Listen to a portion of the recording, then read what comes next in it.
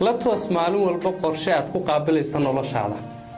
haddii aad toosta adigoon qorshe lahayn waxa kuu wacan inaad iska sii wadato hurdadaada sida caadadaana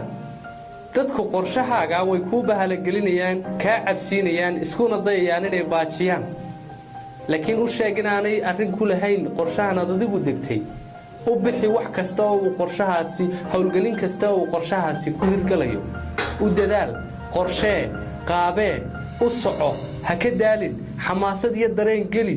aamin inuu kuu suuro galayo rajo wacan ku ladh ducana ku adkee aamin in qorshe lagu meel maro arrin xuma abaar ka daran haddaanad lahayn qorshe aad ku qaabilaysa noloshaada waxaad qorshaysatay inaad guuldarraysato haddii ay shaqayn waayaan qorshayaashaadu dib isugu noqo caqli isticmaal beddel qorshaha dhinacaad arrinta ka eegtay dhinac ka duwan eeg mar walbana waxaad sal ka dhigataa ood ka duushaa 3 shay maxaa kuu qorshaysan maxaa qorshaha ka qabyoobay maxaase qorshaha ku qabsoomay